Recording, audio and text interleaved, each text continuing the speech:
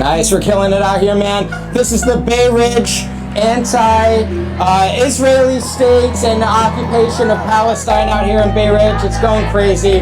We're going off. We're in a U-Haul. It's getting crazy. But you know, if you're an American, your tax dollars go to actually supporting the Israeli military-industrial complex. So either way, you're kind of involved in the situation. A lot of people will say, oh, I have nothing to do with it. But that's not necessarily true, you know, because we help finance all of this stuff. Every time you go to Starbucks, you're kind of contributing to the Israeli military-industrial complex because they have so many businesses out here that are connected to that state and everything. So everybody's involved. You have no choice. We're all in it, man.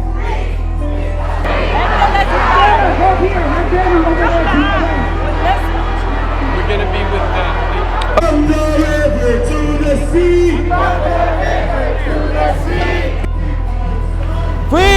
Free Palestine! You got anything you want to say to the camera? Free Palestine, everybody! Free Palestine! How old are you? 12! 12 years old out here fighting the power, man. Are you his mom? Yes, I'm his mother and I'm proud. His name is Muhammad. We follow the teachings of Muhammad, Jesus, and Moses. We are the religious people that know the way, the truth of being together, equal and one. Respect all, respect our neighbors, respect all religions. This is what we're taught. Not genocide, not kill your neighbors. That's the first teaching of the 10 Commandments from Moses. We have to do the same thing. We have to stand together, united. Do you know how long this whole thing has been going on between the U.S. and Palestine? As someone who's like an outsider. 100 years. Wow. Because the Balfour Declaration of England that the Jews would get Palestine, and the original Declaration of Zionism is from just slightly over 100 years ago. Wow. So it came out of Britain. Oh yeah. Britain has made more mistakes than I have. Yeah. They're lining up, I guess. So last thing here, do you want to just like give out a message, you know, just your own personal beliefs on why people deserve to be liberated from, you know, like an oppressive guy? We have to decolonize the world, and that includes in your workplace and in your family and in Palestine and in Ukraine and in Africa. What'd I miss? You did pretty good. He hit all the points? 100,000 people are demonstrating today in London, according to Wow. Al Jazeera. Yeah. And I think they're, let me check. Yeah, they're for Palestine. They're for Palestine out here. Against genocide. Exactly. It's not just for Palestine, against genocide. And you don't have to be Palestinian to be against genocide.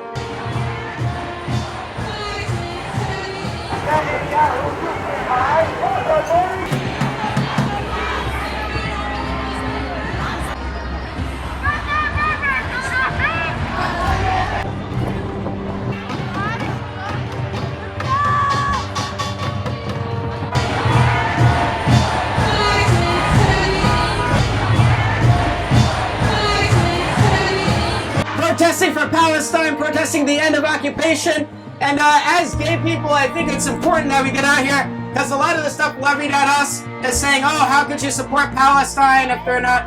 What do you have to say about that? First of all, I love that you clocked me as a queer person. We saw the bag. We saw the bag. It's IKEA, but IKEA.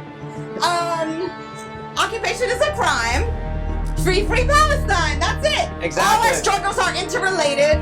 Nobody can have freedom if Palestine doesn't have freedom. I'm Palestinian. I lived through it when I was a little kid. Wow. So, well, I remember this one day. I was probably 9 or 10 years old, and my brother and I we just went outside to play. All of a sudden, there's a tank in my driveway. There's Israeli soldiers in there. Wow. I couldn't tell you how terrified I was. And so it's like a 24/7 thing, like your occupation. As like people who like don't know what the situation is. I'm from the West Bank, so it's not 24/7. But whenever it happens, it's terrifying, man. Right. That's freaking crazy, man. It is. And so people say they call it an open air prison. Is that like an accurate definition of like what you guys live under? Gaza is an open air prison. Right. So if you're in there, you're not coming out. Wow. And if you have family abroad or in the West Bank, they're not going in. So people are they're actually trapped pretty much in Gaza. You're pretty much sanctioned. You're not going in and out. Yep. That's crazy. And I feel like so many people, like, they don't know the actual situation, they don't know the details, the ins and outs and stuff. You know, I just think, you know, it's amazing that you guys are able to speak out and finally this topic is like getting discussed, you know? So, here's what the occupation did. They separated the West Bank from Gaza to keep them apart. They don't want oil.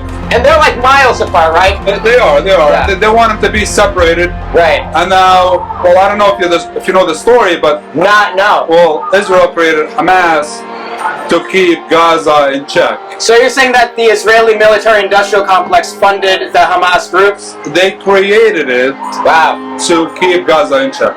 Really? And then it blew up in their faces. Wow. I feel like a lot of people don't know that. Let me tell you something. If you keep a rabbit caged in it, and you just put any prey, he's gonna go crazy. Yeah. You know what I mean? Yeah. And this is exactly what's happening to the people in Gaza. Wow. They're fed up.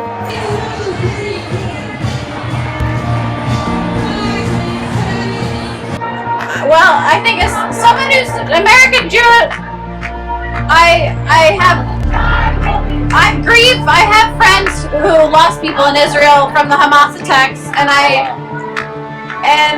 also have one of my best friends who's in Palestine in the West Bank, and I think that there shouldn't be any violence, and I'm saddened that as a Jewish person I understand the hurt that we've experienced for hundreds of years, and how can we?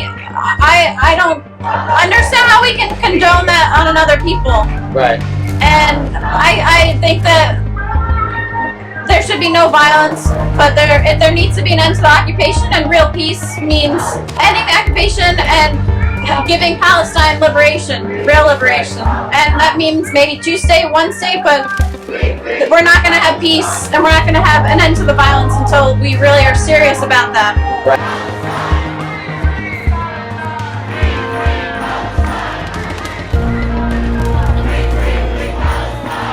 So you sewed this awesome flag when last night?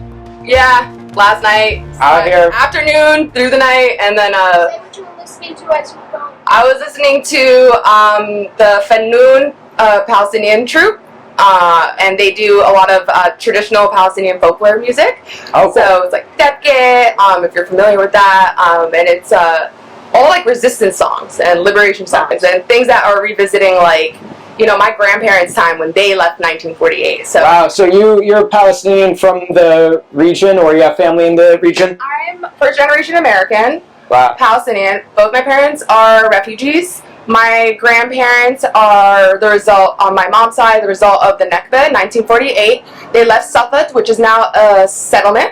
It doesn't exist anymore. My mom's family had farms, and deeds to our land still exist. We have those papers. We have everything. So you guys still have the receipts? We have the deeds to the land since the 1800s. So we had farmlands, and they set fire to everything. When they came in 1948, displaced my grandparents, you know, the rest of our family. My dad is from the West Bank. Right. So he's from Jenin, which, if you heard the news, a 12-year-old girl died yesterday during protests, and just, it's been a rough time being Palestinian for 30 years. Yeah. And so, like, as like an outsider, because I'm Puerto Rican, and I always heard about, you know, oh, Gaza is an open-air prison. Like, I feel like you hear about that for years, but now it's like, it's hit such a fever pitch, it's like impossible to ignore now. I think people just brushed it off because they didn't understand what that meant, because that never existed before. It's blockaded from every exit point, and, you know, Right. It's a terrible thing, because most of those Gazans actually come from the settlers. They took their land and they got pushed into Gaza. That's why it's so condensed, because they were forced out of their villages, and now they're all forced into a tiny little open air prison, which now is just a prison with no window. This is not even open air anymore, because they get rained by bombs every few minutes now. Yeah. So, yeah. So you're a supporter. You're out. You're helping out. You're an ally. What would you say to people who kind of throw this like comment at us where it's like, oh, you're not Palestinian. Why do you really care so much? Well, you know what? I'm Native American. I'm Seminole Indian. Oh, wow. We are the original occupied land. And like I was just saying, open air prisons, try reservation. Yeah. Yeah. We don't own our land anymore, you know, and we're going back and back and back.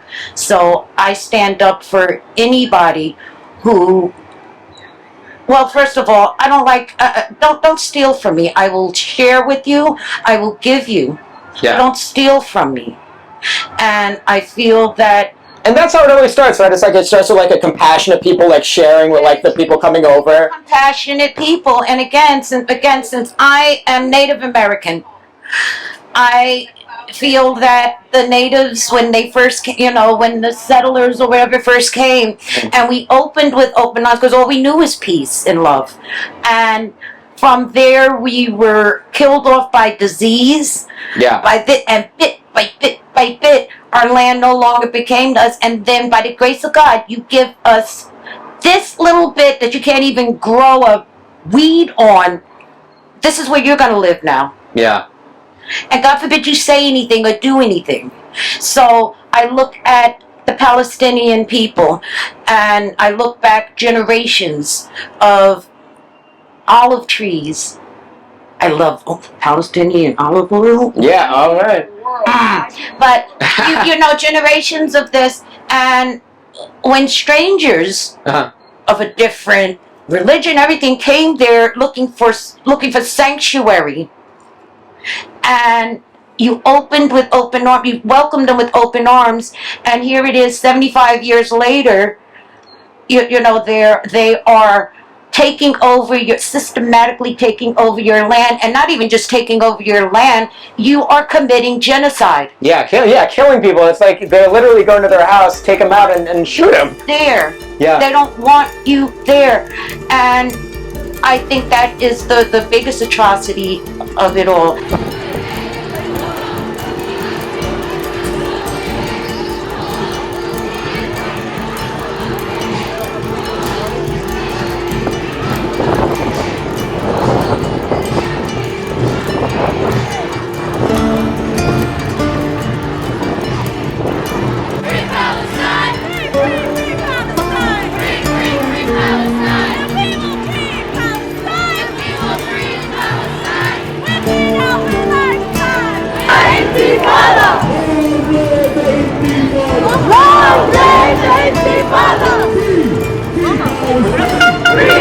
'Free Palestine! Free Palestine! 1, 2, 3, 4! Occupation!